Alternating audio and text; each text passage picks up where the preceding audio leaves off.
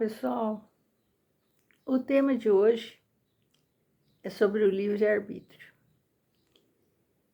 E o que seria o livre-arbítrio? É a possibilidade de você decidir, escolher em função da própria vontade, isenta de qualquer condicionamento, sugestionamento, motivos ou causas determinantes.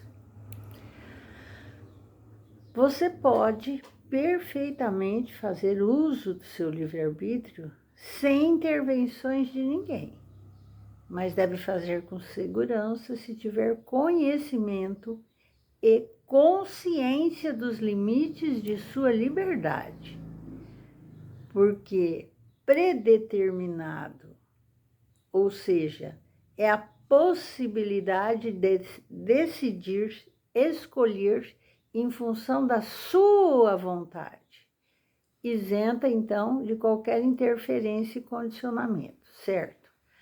A liberdade de agir, ela está condicionada à vontade. No abuso do seu livre-arbítrio, em resumo, você estará driblando você mesmo, porque é a sua vontade que prevalece. Encarnados ou desencarnados, sempre temos o nosso livre-arbítrio. Vamos entender isso agora? Bom, sou a Silvia Coelho Matos e o tema de hoje é malandragem do livre-arbítrio. Ouvi esta semana, pelo canal do YouTube Espiritismo Brasil, a psicografia de Eduardo Campos, o ex-governador de Pernambuco, que morreu tragicamente, interrompida em 13 de agosto de 2014, portanto já 10 anos, em um acidente aéreo em Santos, São Paulo.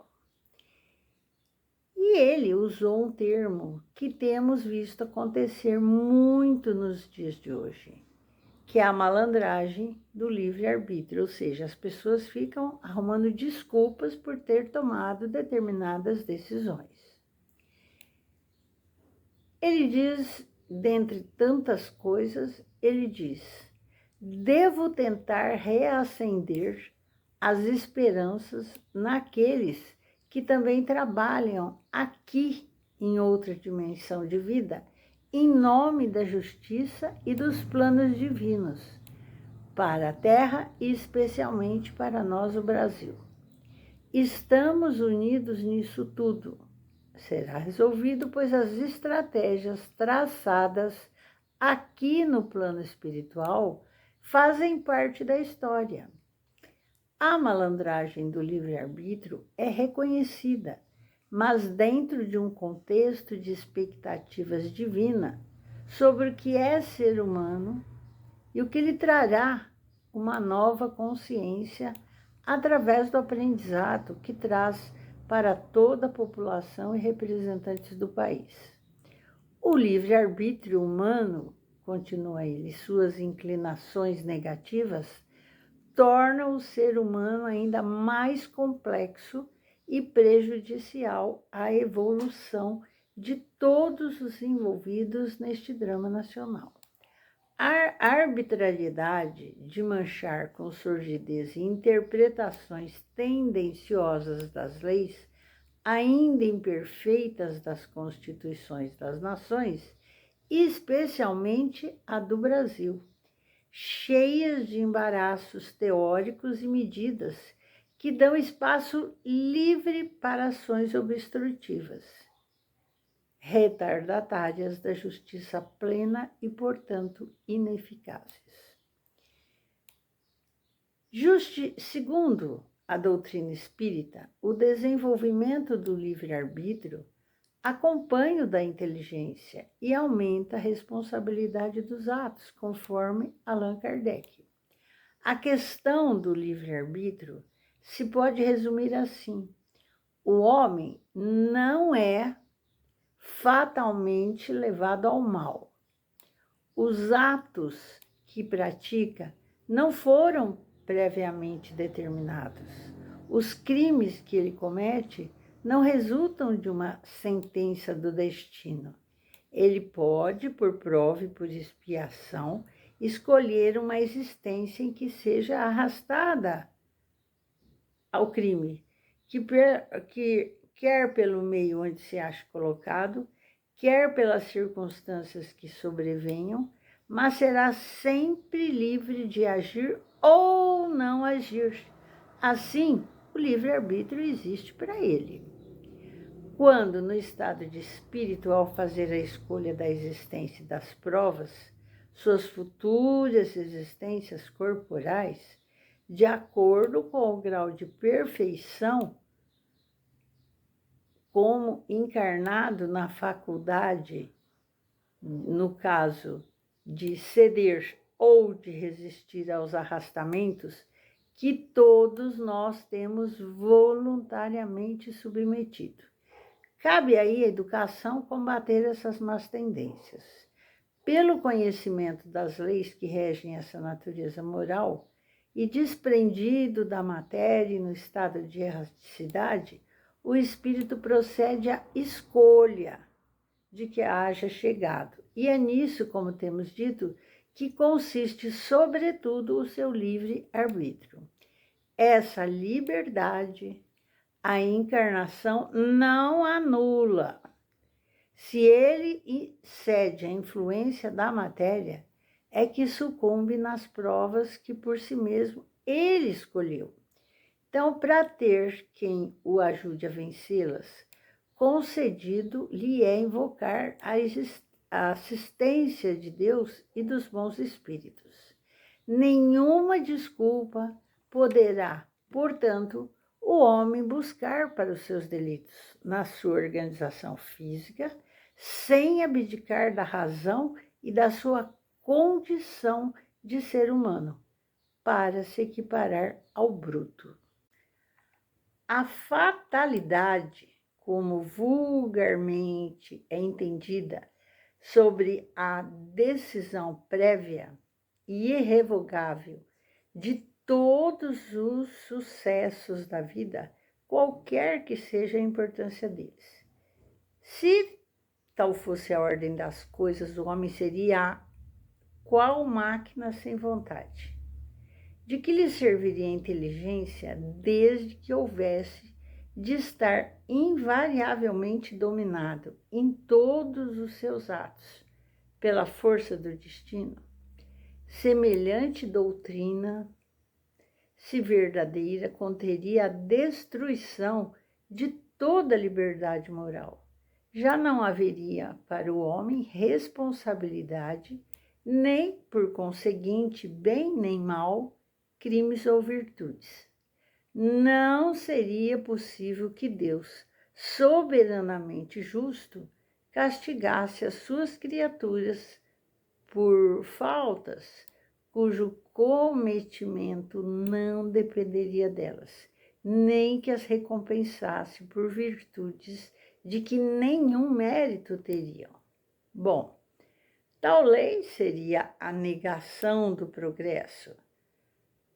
Porquanto o homem, tudo esperando da sorte, nada tentaria para melhorar a situação e a sua posição, visto que não conseguiria mais nem menos. Portanto, a fatalidade não é uma palavra vã.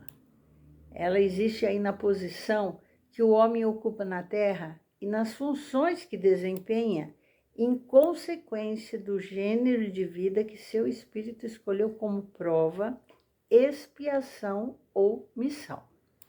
Ele sofre fatalmente todas as vicissitudes desta existência e todas as tendências boas ou más que lhe vive. Indiscutivelmente, a doutrina espírita admite no homem o livre-arbítrio em todas a sua plenitude.